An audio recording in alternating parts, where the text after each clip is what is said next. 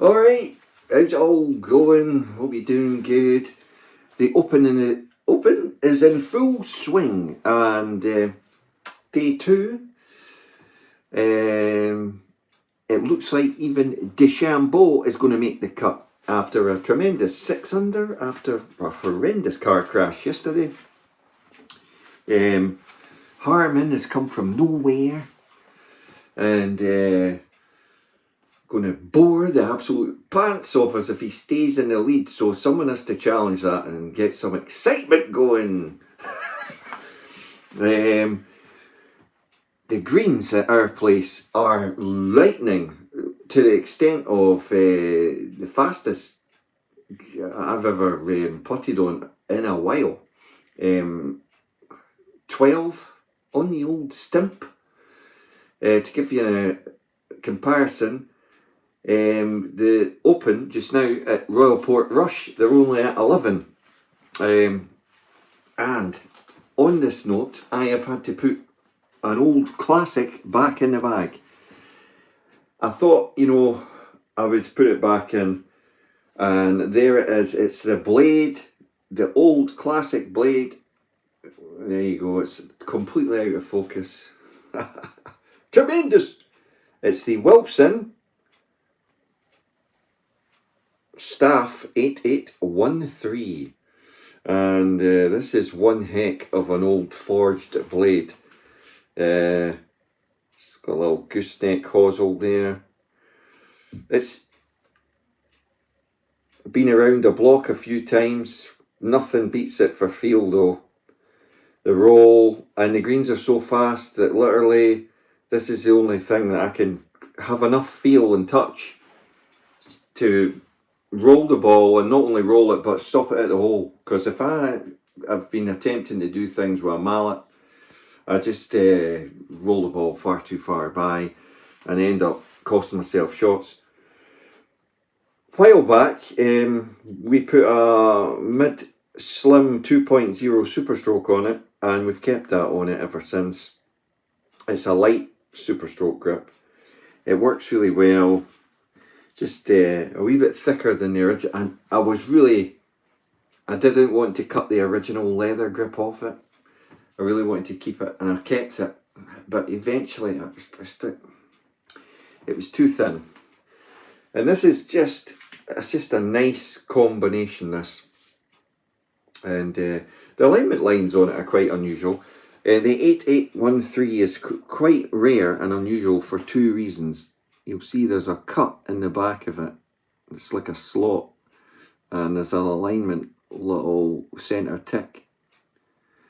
I've had this, to be honest, I've had this in the bag on and off for many years, and I felt like, although the modern putters, are more forgiving, the feel aspect of them it's not there. You putt with this, if you've missed the sweet spot, and feel off it is just night and day difference. And I'll tell you where like the new mallets and all that fall flat and really struggle to work is if you've missed a green, you've rolled off it and you're just on the fringe, you've got a bit of fringe to come over. It's not predictable, it's a bit This is more predictable, and it's just easier to use. So it is the oldie, and I've played twice with it in the bag, hold a lot, birdied 18th twice, got a 2 at the par 3, played today actually with my son, and it was phenomenal. He had a great day, so he duffed his ball sort of like 20 yards off the tee at the 15th. Then he just hit a 48-degree wedge. We heard like it bounce once, and we heard the pin go ding, and we saw the flag go woo. And I said to him there, I says, I think you've holed that. So we're walking up, right, and we'll use it as a thumbnail. So I says to him, check the hole then. So he's having a look, checks it. he'd hold it for the two. Only been playing golf for a year, and only outdrives me every second hole. But he's playing great. He's hitting it great. He's learning every time he goes out that you don't need to swing 100%. I'm trying to dial him back all the time. I'm saying swing the same way you do with that wedge with every club. So it's like 50 to 60% effort, just like a nice motion. And he's getting there. He's realising that the longer the club actually helps you more because of the lever effect. And he looks smoother, he looks more comfortable over the ball. Short game's looking good. He's had a couple of goes at the claw with the wedge for bump and run shots, which seems to work for him. I'm not really going to say to him, "Whoa, what are you doing?" I actually looked at him and I was like, "What's he doing?" Been watching Jimmy Bullard, I think.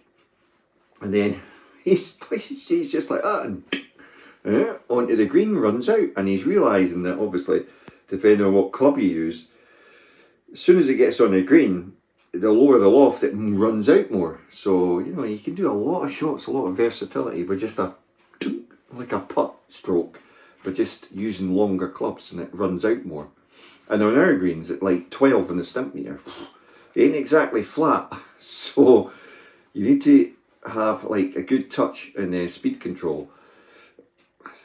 You know, because the ball, if it's catching a slope, it starts to really move.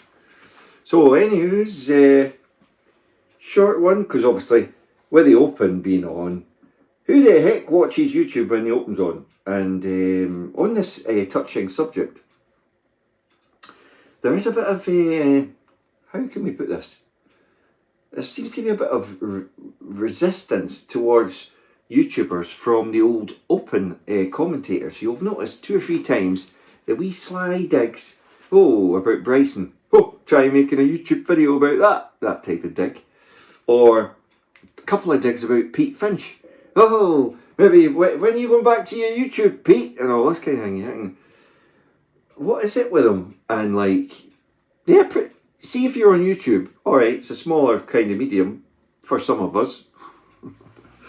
For these guys, it's a huge medium. There's millions of people tuning in. They're growing the game just as much as the guys playing this week. Millions of people watching. Well, a couple of hundred watching this one, but it's all about golf, isn't it? So, cheers for watching. See you all soon.